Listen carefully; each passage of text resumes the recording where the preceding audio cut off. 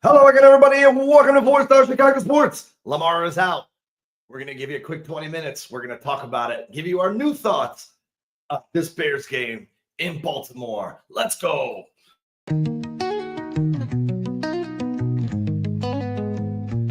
Windy City banners rocking 4 stars aligned. Dynasty dreams rise, Bulls in their prime. Cubs curse shattered, the victory divine. Fields be running, clock ticking on my timeline. Shot-town heroes, legends never fade. Black Hawks flying, cutting ice with the blade. White Sox diamonds, the Southside parade. 4 stars shine bright, legacies they made. Mike with the crown, air rain, no dispute. Sweetness in the backfield, Walter in pursuit. Bear down Sunday's midfield, battles cute. Chicago's. But right here, Roquan's going to have to go get him because he's probably got to move around a little bit. Pressure's coming. Quinn was providing it. The pass is caught by Watkins at the 4.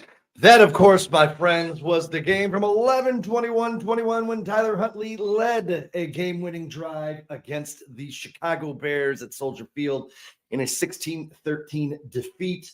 Tyler Huntley, my friends, will give you a little background on him.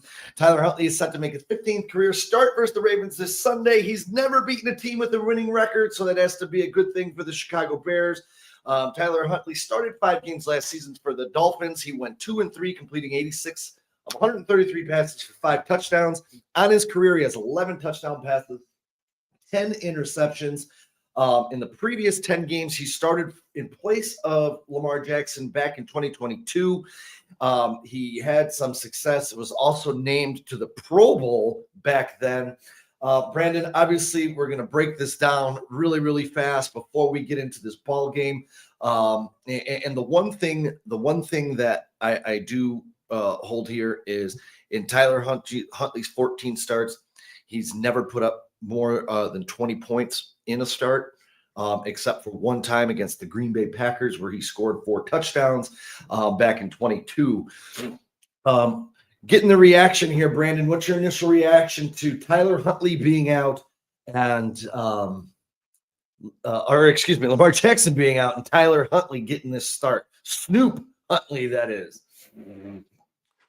Well, I've been kind of harping on it for a while, Sean, and I think a lot of people were interpreting it the wrong way because I continued to bring this up and people kept telling me like the Bears aren't lucky. It's not lucky. Everybody has injuries, but we have to acknowledge, Sean, that the Bears have gotten some good fortune on their side.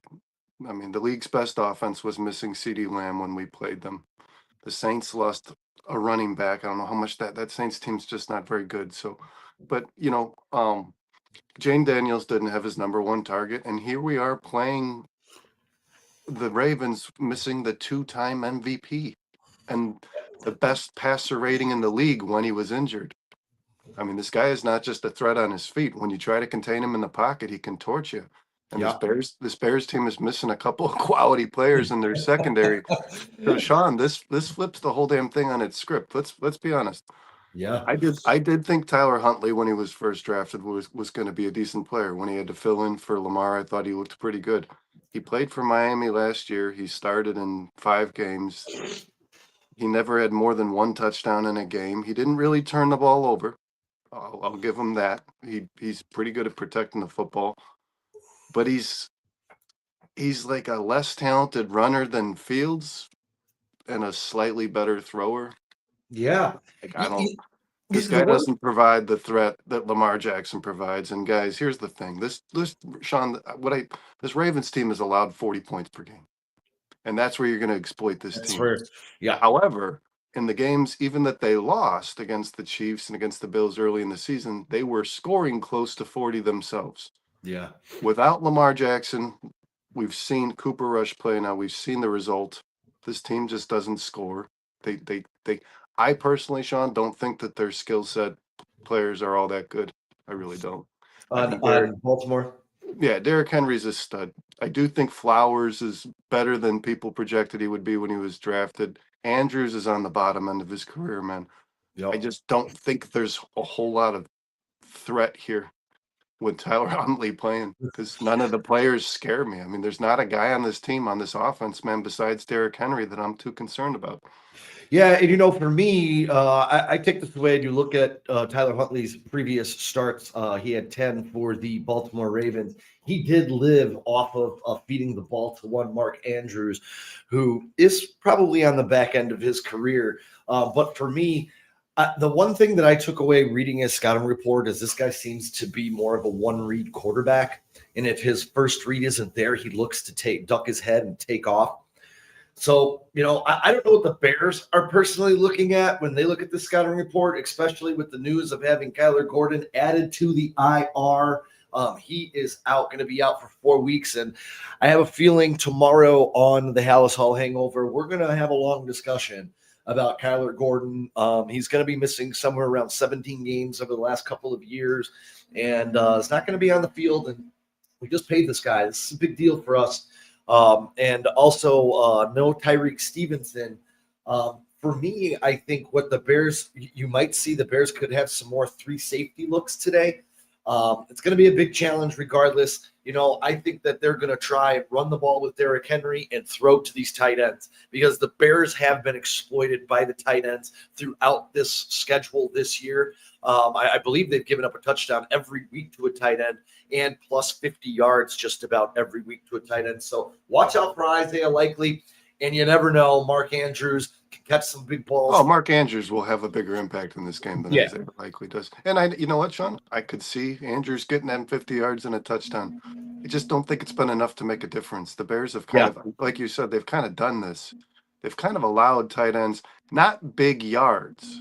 They've allowed tight ends to get a decent amount of receptions over the course of this season, and it hasn't really played dividends for the opponent. It's not really making a winning impact. But Mark Andrews is a guy who you do got to keep your eyes on, man. I mean, he's a potential Hall of Famer throughout his career. He's made a big impact on this Ravens team when they weren't. I think there was multiple seasons, Sean, where Lamar Jackson's only 1,000-yard target was Mark Andrews, where the receivers on this team just weren't good enough, and Mark Andrews held it down. I mean, this guy has been a major impact player in his career. I do believe that he's on the bottom end, and after that injury, man, I think the bottom end's getting a little closer, a little quicker than he anticipated. And I do want to say this, man. So we're not going to see Joe Burrow next week when we play the Bengals team, right? Correct. But you're going to see Jamar Chase. You're going to see T. Higgins. You're going to see, Noah Fant and Gesicki. You're going to see that team. If a lot of playmakers. If Flacco can get the ball to those guys, they still scare the hell out of me. I'll be honest with you, Sean. That game has worried me more than the Ravens game for the last couple of weeks. It does. It should because the talent that's on the field. When you sent to me the text that Flacco got traded, my response was fuck. Yeah. Because I don't want to play a Bengals team with a quarterback that can get these guys the football. That's the difference. They don't have Joe Burrow who could easily beat you, but they still have a bunch of guys who just need the ball in their hands and they can tear you apart. Yeah. I don't see that on this Ravens team outside of Derrick Henry. We know what Derrick Henry is worth. I don't think there's a guy on this team who, if you continuously feed the ball, he's just going to beat you on his own. What about Zay Flowers? How does he concern you in this football game? He can get loose and get after it a little bit. Give me 1 second here.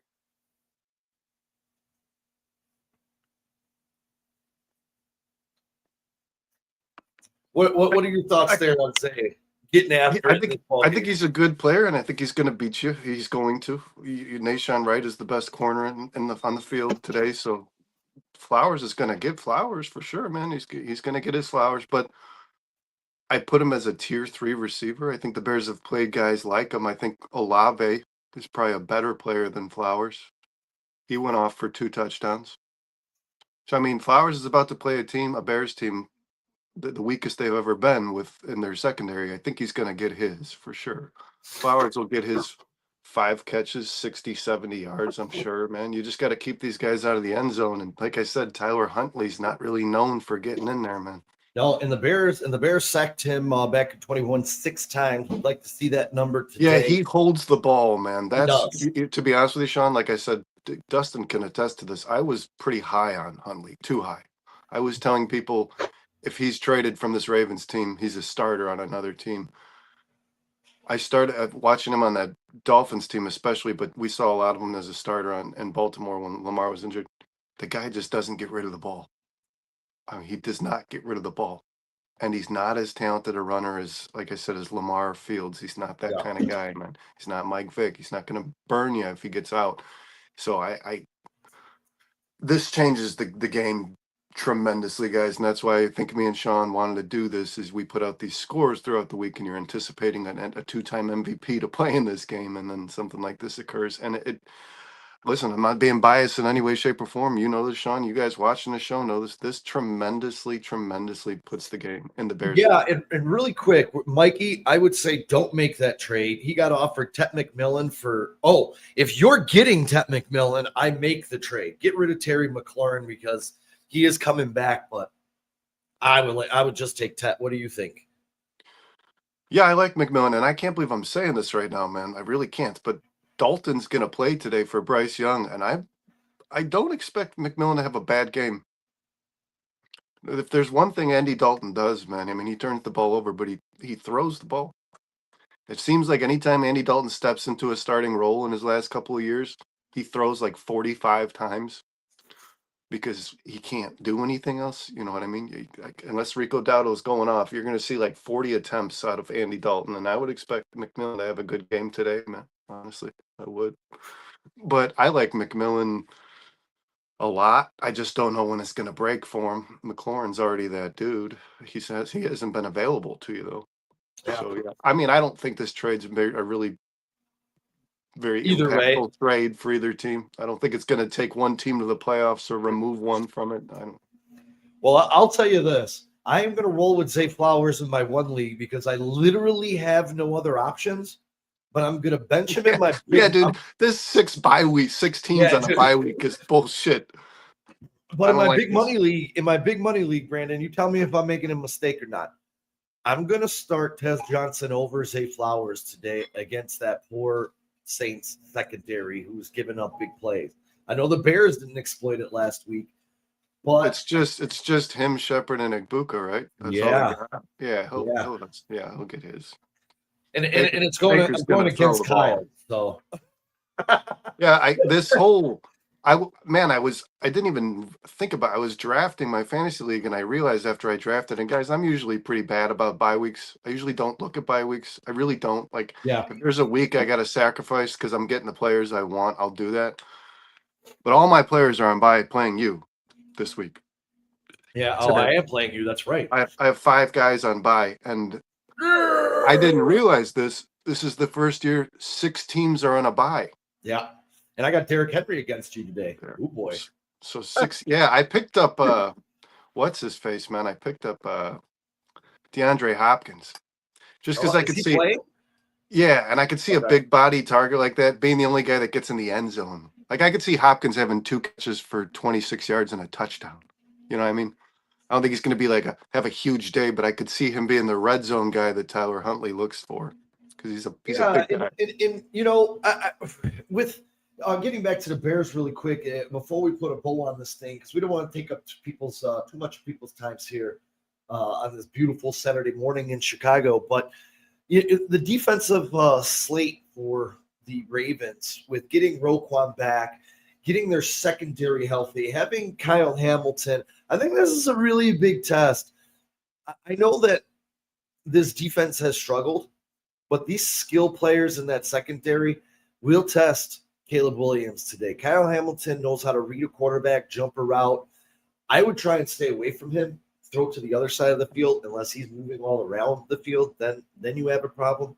But Marlon Humphrey will be back. This is a talented secondary. If they get a little pressure, it's going to be interesting for me to see how Caleb reacts on the road, hostile environment, because let's be honest, Huntley, the Ravens season today is on the shoulders of Huntley and Derrick Henry. And the Bears are going to have to be disciplined in these gaps. They're going to have to stand up, and they're going to have to be proficient in tackling. None of these high tackles. You're not tackling Derrick Henry high. Wrap him up and get him to the ground. That's what they got to stay disciplined in these gaps, like I just said, and attack downhill defensively instead of letting them attack you downhill offensively, if that makes any sense. It's going to be a big day for Jarrett, Dexter, Billings, Williams. These guys in the middle have to have a big day and not let Derrick Henry single-handedly beat you today. Yeah, and I think it's important to mention, and I don't like I don't want to pitch this guys like we're extremely biased here for like this is a game the Bears still need to be very aware of. This is a great Yes. coaching staff. You cannot sleep on this football team. I do think that the Bears are better in the trenches on both sides of the ball, Sean. I know the Bears defensive line hasn't been all that good, but if you look at the Ravens, it's been worse. I think they have 4 sacks. I don't Yeah. remember, but they have a very low number of They have sacks. 4 sacks. Yeah, that's egregiously low. I mean, through 7 weeks, but yeah, I wanted to say this, Sean. I think it's worth mentioning too. We are down Kyler Gordon, we are down Tyreek Stevenson, Mhm. but the guys who have been primarily taking the ball away on this football team are Kevin Byard, Tremaine Edmonds, I mean, Nashawn Wright. So I think with Tyler Huntley in the game, you still got to really, really focus on taking the ball away. Yeah, I I agree. know, I know. I just said that he hasn't really turned it over a whole lot in his career, and he doesn't. But this Bears team, I said this on last Monday's show. This Bears team's going to take the ball away from guys who don't turn the ball over. Right. It's what it's feeling like. Jaden Daniels was not a turnover guy, man. He turned the ball over twice in that football game. Spencer Rattler had only thrown 1 pick before he threw 3 against Yeah. this team. This team is going to take the ball away from quarterbacks who are able to protect it. I believe that. Byard, Nashawn Wright, or Tremaine Edmonds will take the ball away today. It's going to be a lot on how Dennis Allen mixes up this defense and gives odd looks like he did last week with the safeties coming off the edge. And I think you're Um, going I, to see the I, three I middle. I think you're going to see Tremaine Edmonds, TJ Edwards, and Noah Sewell play together.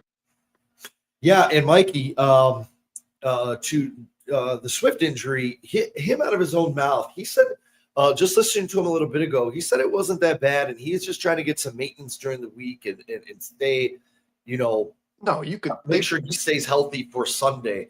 So I Yeah. don't know how hurt he is, but No, and what, Mikey, when you see something like this, if you notice a trend like this, it usually means it's not something very serious. They put Swift and DJ Moore on the injury report at the same time, and then they treated it the same way. They went from limited to DNP to limited. Those two guys were getting rested. I yeah, firmly believe that. And they were yeah. both listed. They were both listed as groin.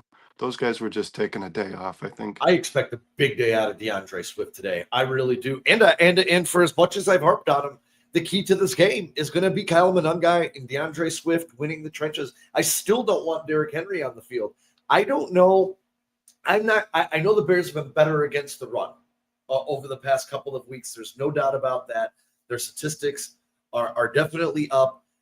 Here they are since week 3, third in total yards, fifth in pass yards allowed, 12th in rush yards allowed, and 8th in points allowed. But let's be honest, when we talk about levels of things, Derrick Henry's on a whole nother level. And if he is feeling it, this is going to be a tough thing for the Bears to do.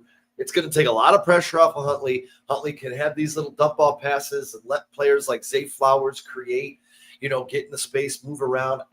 The Bears did bring in this guy named Alante Taylor, former New Orleans Saint. His PFF grade 64.7, pass rush 62, run defense is 56.1, and his coverage is a 67. Was he a linebacker? He's a cornerback. So I don't know. I did not get a chance before this morning because we're setting up. We have a party. A bunch of kids are going to be running around my house here very shortly for pumpkin carving. So I was trying to clean up and try and get ready for this show. And I didn't get a chance to see if Alante Taylor's actually playing today. But this guy actually seems, though, if you look over his career, he seems to be pretty damn good in coverage, not so good against the run. So. Well, and there's something else I think we got to talk about, Sean. And I know you said, and you're right, this team got some players back, in Hamilton and Roquan and Humphrey. But when those guys were in early in the season, because they were both, this entire defense was pretty much healthy for week 1 and 2. It was week 2 where they started to drop like flies. But I think they can be exploited on the back end just the same. 100%. I think you can run the ball on this team, and I think you can pass the ball on this team. And I'm going to say this, guys, and I'm a big Caleb guy. You guys all know that, but Caleb needs to show out today. I agree. He needs to pick this defense apart. They don't play very well in man. They don't play very well in zone. They don't really do anything well. They don't. I mean, they don't, guys. They got to CJ Stroud twice, which is the worst offensive line in football. He threw 23 of 27, 4 incompletions and 4 touchdowns. I mean, this is a defense that can be exploited through the air too. Caleb needs to have an efficient game today.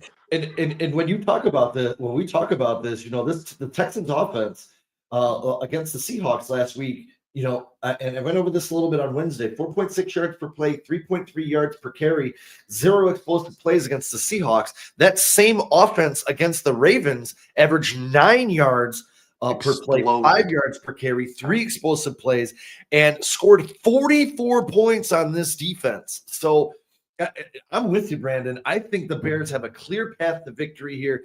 I say pound, play action, big plays down the field. Hopefully, and here, I'll be honest.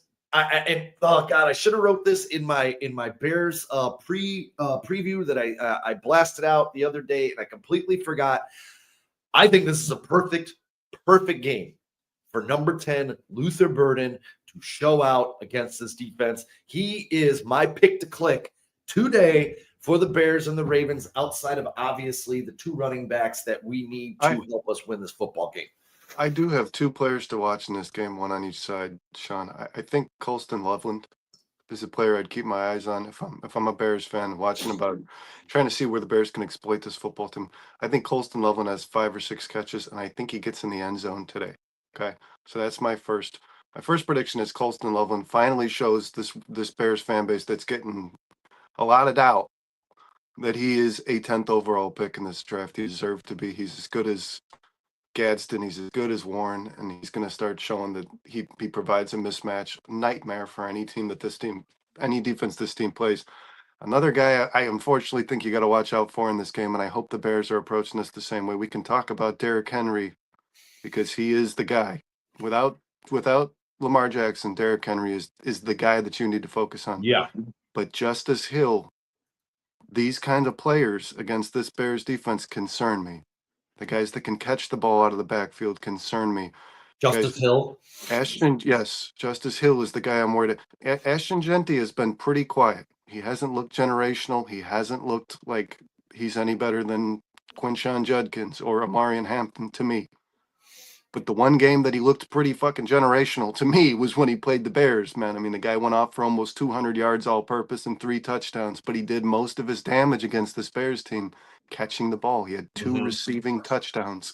Justice Hill is really, really good in this role. I would claim that he's one of the best players at it. He's not a good running back, so he's not a Jahmyr Gibbs, Bijan Robinson type player, but when it comes to strictly receiving the ball, I think he's one of the best players in the league. I would keep my eyes very closely on Justice Hill. And it's Kyle, who's dadding, it was supposed to be on, but had to take care of some dad responsibilities this morning. Says, take Swift's rushing receiving over and pair it with Bijan's. Kyle, on that note, I will say what I did today was I took Bijan over 120 rushing and receiving, anytime touchdown. I paired that with the guy who is obliterating the NFL right now.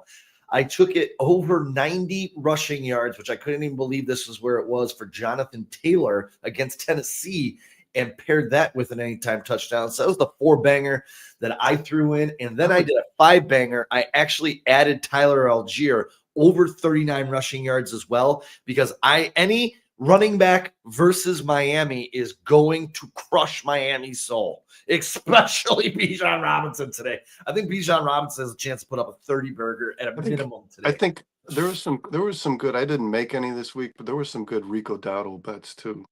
His yards were. I mean, that Bills team is pretty good, but not. I think with Andy Dalton at quarterback, you're going to see a lot of Rico Dowdle. You're going to get a mouthful of Rico Dowdle today, dude. Like I don't see them against that the Bills secondary guys has been pretty quality. I think right now they're allowing the least amount of fantasy fifth least amount of fantasy points to quarterbacks and receivers. So like one thing you do have to think about too is when it comes into Buffalo coming off the bye, they're a little bit more healthy. And I personally think that Buffalo, what's going on with Landon Jackson, is going to surprise some people today. What was that? What's going on with Landon Jackson? I don't know. He got PUP'd, and now I went to go look at his game log because I thought he was maybe back. We're 7 weeks in. He has 0 stats across the board. Really? I don't think the guy's touched the football field yet this Hmm. season. And he was supposed to be a force. That was one of the guys that we all loved right here at 4-Star Chicago Sports. Thought he'd be a difference maker immediately. Yeah, that was one of the things I thought that team continuously neglected to get better at was pass rush, man. They just seem to not care too much about it. I will tell you, reading NFL rumors with the trade deadline approaching, it did say that the Bills are kicking the tires with the Saints on either Rashid Shaheed or Chris Olave. And oh my God, would that be a pick-me-up for Josh Allen to get either one of those guys? And they were also looking at pass rush help. So the Bills are looking to improve their roster as it stands right now. What's the Bills' number 2 receiver's name? They have Keon Coleman and Khalil Shakur, and Dalton Kincaid has actually led the way. Khalil Shakir and Aqib. Rashid Shaheed? Rashid Shaheed, yeah, right. It's too much going on over there, man. We're bringing Aqib Talib out of retirement too.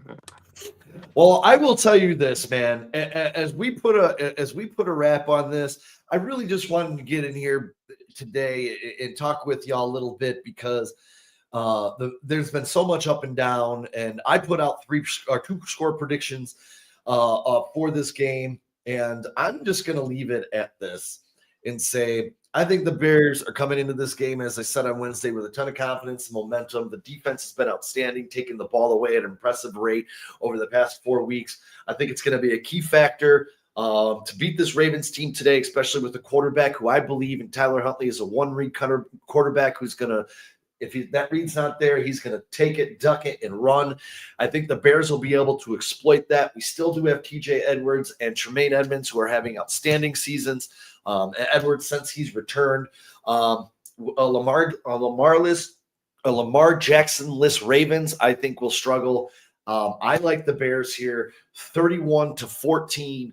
I think maybe Derrick Henry could break one against the Bears, get in the end zone. I do still see maybe a Justice Hill, as you alluded to, Brandon here, maybe even a tight end likely or Andrews. I think the combination of one of those 4, 2 of those 4 will probably score today against the Bears, but I think it'll be a struggle for them offensively, and I do think that Caleb Williams shows out today. The Bears' running game will keep going as they have, and the Bears win this game 31-14.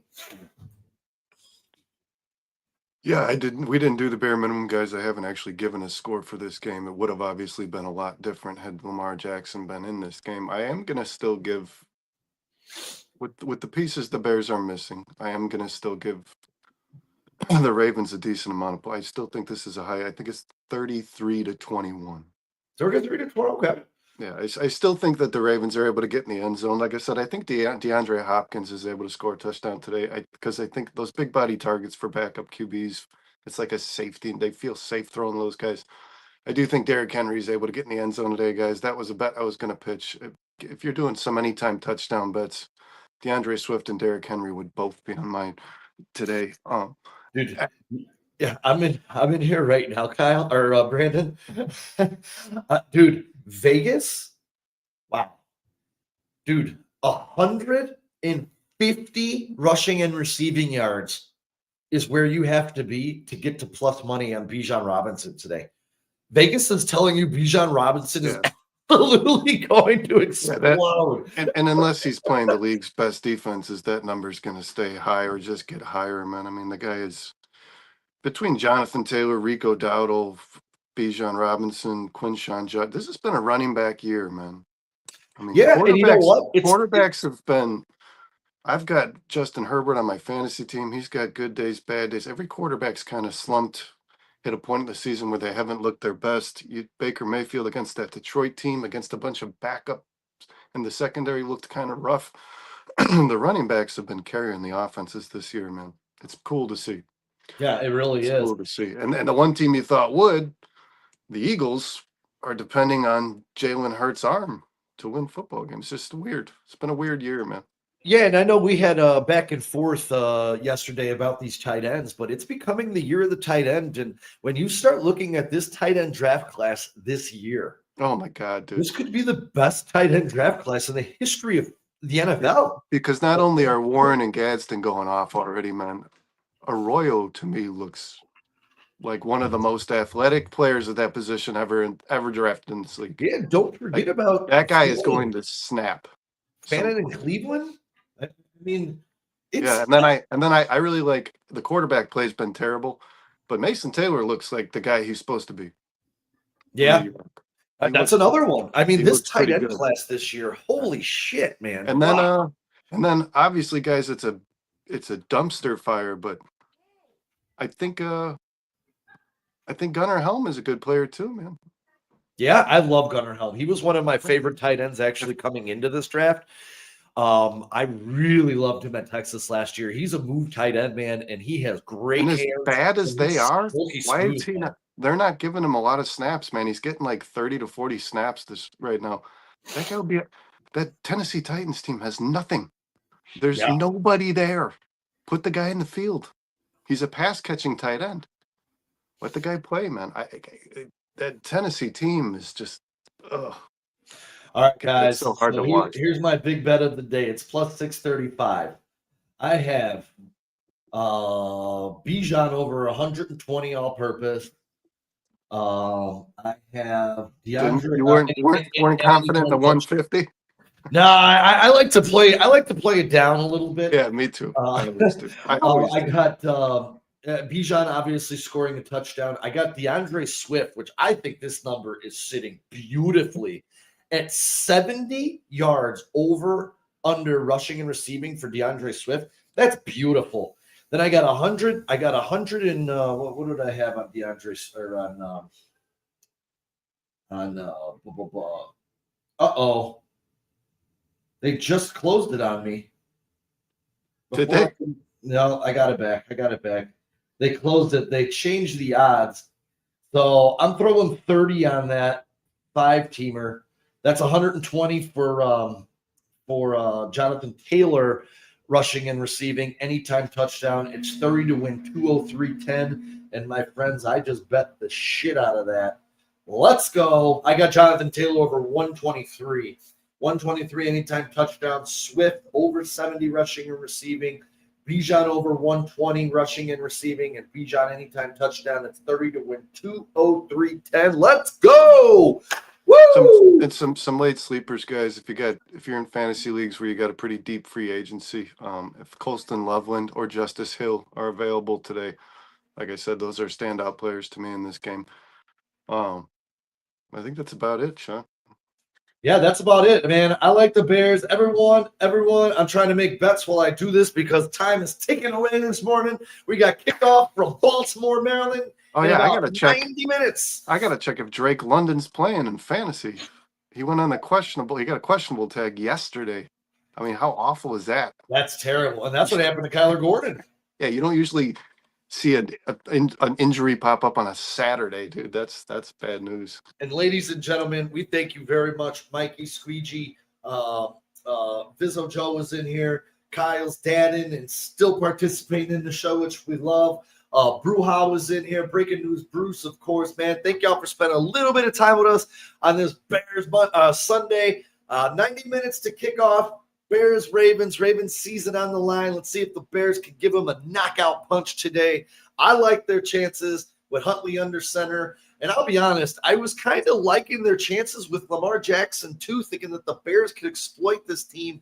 And if they were the team that had the ball last in the game, even with Lamar played, maybe what she's done many times in his career, Caleb could lead a game-winning drive and get us in position to win this ball game. But I wasn't overly confident in that. But I want to say this, guys. It's not about the defense today. I think the most important thing is that the Bears are still able to take the ball away once or twice. Yeah, 100%. Whatever defense can take the ball away will probably come out on top in this game. And ladies and gentlemen, don't forget, tomorrow we'll be back on the Halas Hall Hangover. We're going to break all this mess down. Hopefully the Bears are on a 3-game road winning streak and a 5-game winning streak on the season. Love y'all. Appreciate y'all. Bear down. And before we Good, better, bad! Never let it rain! Never let it rain! You're good, get better! You're good, get better! You better get better! Bears on 3. 1, 2, 3. That gets you fired up for football, baby. Let's go. Bear down, everybody. Let's get this. Brando, let's check it out, baby.